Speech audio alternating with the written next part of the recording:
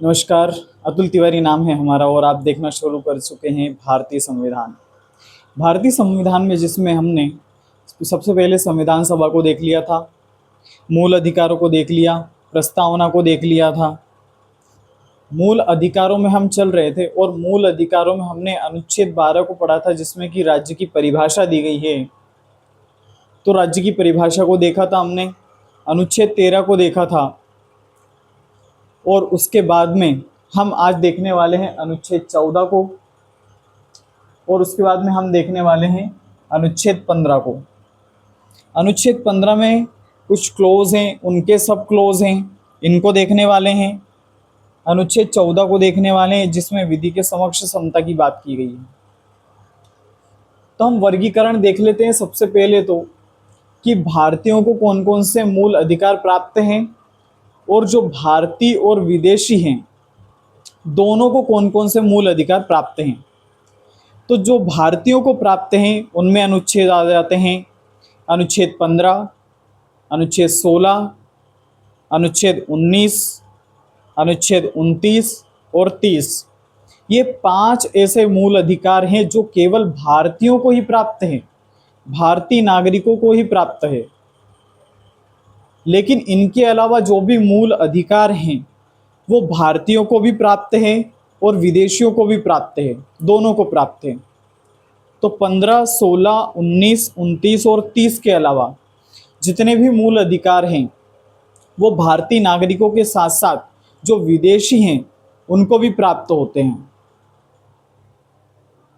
15 में अनुच्छेद 15 जो है उसमें बात की गई है कि किसी भी व्यक्ति के साथ केवल धर्म, मूल वंश, जाति, लिंग और जन्म स्थान के आधार पर विभेद नहीं किया जाएगा। ये केवल भारतीयों को ही प्राप्त है। अनुच्छेद 16 जिसमें कि लोक नियोजन में अवसर की समानता है वो भी केवल भारतीय नागरिकों को ही प्राप्त है। अनुच्छेद 19 जिसमें वाक और अभिव्यक्ति की स्वतंत्रता दी गई है ये भी केवल भारतीय नागरिकों को ही प्राप्त है। 19 हो गया, 29 और 30 जिसमें कि संस्कृति एवं शिक्षा संबंधी अधिकार है वो भी केवल भारतीय नागरिकों को ही प्राप्त है।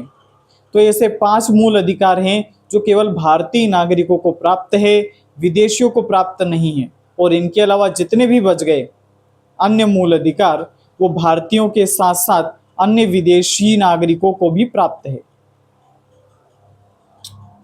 ये देख लिया हमने 15, 16, 19, 29 और 30 ये केवल भारतीय नागरिकों को प्राप्त है और इनके अलावा जितने भी बच गए वो भारतीयों और विदेशियों दोनों को प्राप्त हैं, जैसे कि 14, 20, 21, 21A एटसेट्रा एटसेट्रा। अब हम अनुच्छेद 14 को देख लेते हैं जिसका नाम है विधि के समक्ष समता। इसमें 2 क्लोज हैं, एक तो विधि के समक्ष समता है और एक है विधियों के समान संरक्षण। विधि के समक्ष समता का अर्थ होता है कि सभी व्यक्ति समान हैं, सभी व्यक्ति कानून के समक्ष समान हैं। कोई गरीब नहीं है, कोई अमीर नहीं है, कोई पिछड़ा नहीं है, कोई आगे जाता हुआ नहीं है, सभी व्यक्ति समान हैं कानून की नज़र में। तो ये कहता है विधि के समक्ष समता। लेकिन जो विधियों के समान संरक्षण है यह समानता से ऊपर जाकर जो व्यक्ति पिछड़ गए हैं, जो नागरिक पिछड़ गए हैं उनको आगे लाने की बात करता है कि समान व्यक्तियों के समान व्यवहार किया जाएगा, समान व्यक्तियों के साथ समान व्यवहार किया जाएगा और जो व्यक्ति पिछड़ गए हैं उनको आगे लाने का प्रयास किया जाएगा, उनको मुख्य धारा में आगे लाने का प्रयास किया जाएगा। ये कहता है अनुच्छेद 14। जो विधि के समक्ष समता है ये ब्रिटेन के संविधान से प्रेरित है, यानी कि इसे ब्रिटेन के संविधान से लिया गया है। लेकिन जो विधियों के समान संरक्षण है इसे अमेरिका के संविधान से लिया गया है। जो विधि के समक्ष समता है यह एक नकारात्मक अवधारणा है। नकारात्मक क्यों है? क्योंकि ये व्यक्तियों को जो पिछड़ गए हैं उनको आगे लाने का प्रयास तो नहीं करता, लेकिन कहता है कि सभी व्यक्ति समान हैं, किसी के भी साथ भेदभाव नहीं किया जाएगा। विधि के सम्मुख सभी व्यक्ति समान हैं, ये कहता है अनुच्छेद 14 का विधि के समक्ष समता। लेकिन जो विधि के समान संरक्षण है, ये एक सकारात्मक अवधारणा है, क्योंकि ये प्रयास करता है कि जितने भी लोग जो वंचित रह गए हैं, जो पिछड़े हुए रह गए हैं, उनको मुख्य धारा में आगे लाने का प्रयास किया जाएगा।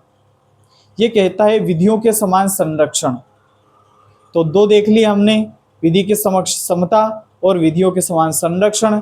जो विधि के समक्ष समता है ये ब्रिटेन के संविधान से प्रेरित है, लेकिन जो विधियों के समान संरक्षण है यह अमेरिका के संविधान से प्रेरित है।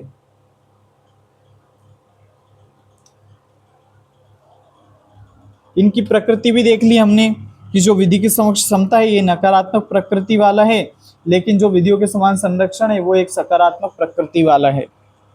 अब हम अनुच्छेद 15 को देख लेते हैं। यह किसी भी प्रकार के भेदभाव का निषेध करता है कि किसी भी व्यक्ति के साथ केवल धर्म, जाति, लिंग, जन्म स्थान और मूल वंश के आधार पर भेदभाव नहीं किया जाएगा। कितने आधार हो गए? 5 आधारों की बात की गई है इसमें। कौन कौन से? धर्म, जाति, लिंग, जन्म स्थान और मूल वंश, इनके आधार पर भेदभाव नहीं किया जाएगा। अब यहाँ पे शब्द इंपॉर्टेंट है, केवल।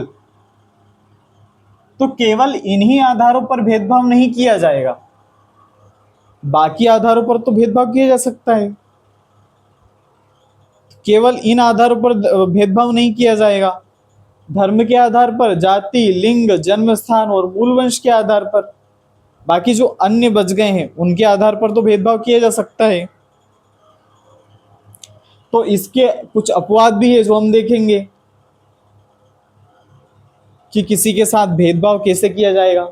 सकारात्मक भेदभाव किया जा सकता है यहाँ पे, नकारात्मक नहीं। तो यहाँ पर दिया गया है अनुच्छेद 15(1) में। अनुच्छेद 15(2) कहता है कि जो सार्वजनिक स्थल हैं वहां पर राज्य के द्वारा भेदभाव नहीं किया जाएगा। जितने भी सार्वजनिक स्थल हैं, यह अनुच्छेद कौन सा कहता है? अनुच्छेद 15(2) कहता है कि सार्वजनिक स्थलों पर विभेद का प्रतिषेध। यानी कि सार्वजनिक जो स्थल है, जितने भी सरकारी स्थल है, मतलब सार्वजनिक मतलब कि जो सभी लोगों के लिए खुले हुए हैं, उन पर भेदभाव नहीं किया जाएगा। ये 15(2) कहता है। अब 15(2) में 2 सब क्लोज हैं, एक 15(2)(a) है और एक 15(2)(b) है। तो जो 15(2)(a) है वो कहता है कि जो कोई भी नागरिक है, यहाँ पे शब्द है नागरिक, यहाँ पे कोई व्यक्ति शब्द नहीं है। हमने देखा था कि जो अनुच्छेद 15 है वो केवल भारतीय नागरिकों को प्राप्त है, तो उसका जो ये सब क्लोज है ये भी नागरिकों की ही बात करता है कि उनके लिए इन स्थानों पर भेदभाव नहीं किया जाएगा। कौन कौन से स्थान हैं? जैसे दुकानें हो गई, सार्वजनिक रेस्तरां हो गए, होटल्स हो गई, और जो मनोरंजन के साधन, मनोरंजन के स्थान हैं, उन पर किसी व्यक्ति के साथ भेदभाव नहीं किया जाएगा। अब ये जो भेदभाव है ये ना तो राज्य करेगा और ना ही कोई दूसरा नागरिक कर सकता है भेदभाव, ना ही कोई दूसरा व्यक्ति कर सकता है किसी नागरिक के साथ। तो 15(2) का सब क्लोज ए देखा हमने। इसमें बोला गया है कि किसी भी नागरिक को, चाहे वो दुकानें हो, सार्वजनिक रेस्टोरेंट हो, होटल्स हो, मनोरंजन के स्थान हो, उन पर जाने से नहीं रोका जा सकता। उनके साथ इन आधारों पर भेदभाव नहीं किया जा सकता, इन स्थानों पर भेदभाव नहीं किया जा सकता। अनुच्छेद 15(2) का सब क्लोज बी, अनुच्छेद 15(2) का सब क्लोज बी कहता है कि किसी भी नागरिक को, कोई भी नागरिक है, यहाँ पे भी नागरिकों की ही बात की गई है, किसी भी नागरिक को, चाहे कुएं हो गए, तालाब हो गए, स्नान घाट हो गए, सड़कें हो गई, कोई सैरगाह हो गया, इन पर जाने से नहीं रोका जा सकता।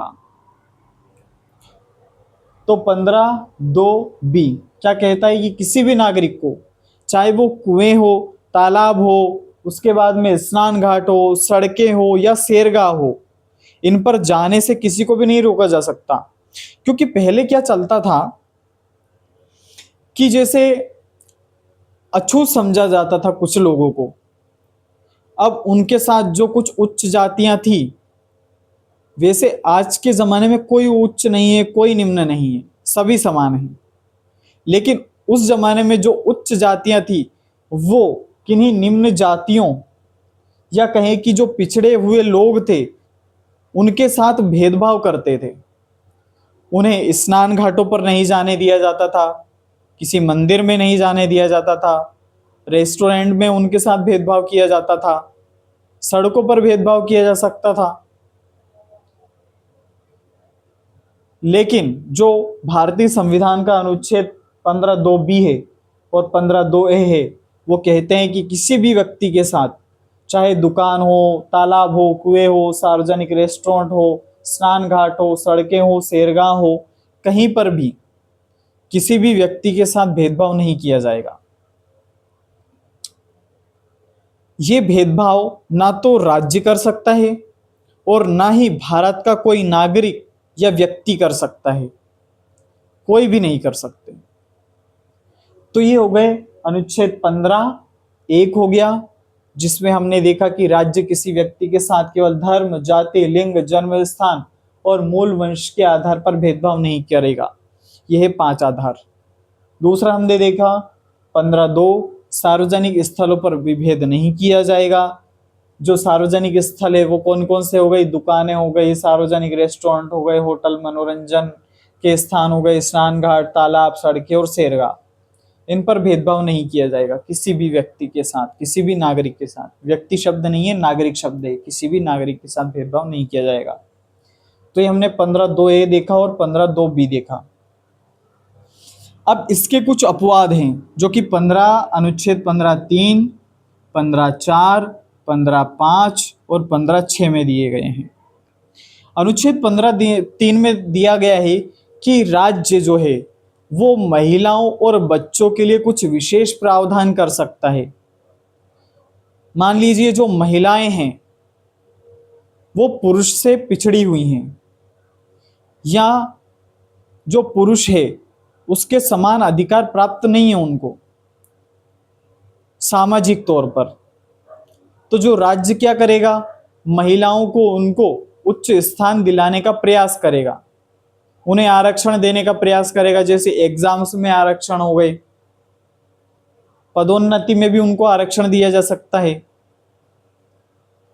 कोई सीट उनके लिए आरक्षित की जा सकती है, जैसे कि पंचायतों में या नगर पालिकाओं में सीटों को आरक्षित कर दिया जाए। बच्चों के लिए भी विशेष प्रावधान किए जा सकते हैं। उसके बाद में जो अनुच्छेद 15(4) है वो कहता है कि सामाजिक और शैक्षणिक रूप से पिछड़े वर्ग, जैसे कि अनुसूचित जाति हो गई, अनुसूचित जनजाति हो गई, इनके लिए आरक्षण का प्रावधान ये अनुच्छेद 15(4) कहता है। यहाँ पे बात की गई है सामाजिक और शैक्षणिक रूप से जो पिछड़े हुए वर्ग हैं, जो शिक्षा के आधार पर पिछड़ गए हैं, पढ़ नहीं पाए, जो सामाजिक तौर पर पिछड़ गए, सामाजिक तौर पर जिनके साथ भेदभाव हुआ, उनको पिछड़ी धारा में ले जाया गया, उनके लिए जो आरक्षण का प्रावधान है वह अनुच्छेद 15(4) करता है। अनुच्छेद 15(3) कहता है कि महिलाओं एवं बच्चों के लिए विशेष प्रावधान किया जाएगा, और अनुच्छेद 15(4) कहता है कि जो सामाजिक और शैक्षणिक रूप से जो पिछड़ गए हैं वर्ग, अनुसूचित जाति हो गई और अनुसूचित जनजाति हो गई, उनके लिए आरक्षण का प्रावधान इसमें किया जा सकता है। अनुच्छेद 15(5) ये कहता है कि कोई जो शैक्षणिक संस्थान हैं, उन शैक्षणिक संस्थानों में जो पिछड़े हुए वर्ग हैं, जैसे कि अनुसूचित जाति हो गई, अनुसूचित जनजाति हो गई, इनके लिए विशेष प्रावधान की बात करता है। इसमें भी आरक्षण की बात की गई है, पिछड़े हुए वर्ग हो गए और जो अनुसूचित जाति हो गई और जनजातियों के लिए। लेकिन यहाँ पे फर्क इतना है 15/4 और 15/5 में कि यहाँ पे बात की गई है शैक्षणिक संस्थानों में, चाहे वो सार्वजनिक हो चाहे निजी हो, उनमें उनके लिए विशेष प्रावधान किया जाएगा। किन किन के लिए? जो कि सामाजिक रूप से पिछड़े हुए वर्ग हैं और जो शैक्षणिक रूप से पिछड़े हुए वर्ग हैं उनके लिए। इसी में अनुसूचित जाति भी आ जाती है और अनुसूचित जनजाति भी आ जाती है। इनके लिए विशेष प्रावधान की बात कही गई है। अनुच्छेद 15(6) यह अभी 2019 में ही जुड़ा था, जो 103वां संविधान संशोधन अधिनियम था, उसके माध्यम से। इसमें कहा गया कि जो आर्थिक रूप से कमजोर वर्ग हैं, इकोनॉमिकली वीकर सेक्शंस हैं, उनके लिए आरक्षण का प्रावधान इसमें दिया गया है और उनको 10% आरक्षण दिया जाएगा। इसमें क्या कहा गया कि जो केंद्र सरकार है उसके द्वारा संचालित और जो निजी शैक्षणिक संस्थान है उसमें प्रवेश के लिए आर्थिक रूप से कमजोर वर्ग, जैसे कि हमने बात की ईडब्ल्यूएस की, उनके लिए 10% आरक्षण की बात अनुच्छेद 15(6) में की गई है। तो हमने अनुच्छेद 15 को पूरा देखा।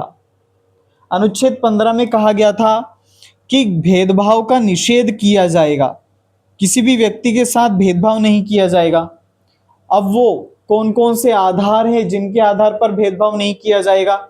तो वो अनुच्छेद 15(1) है, जिसमें कहा गया है कि जो राज्य है वो किसी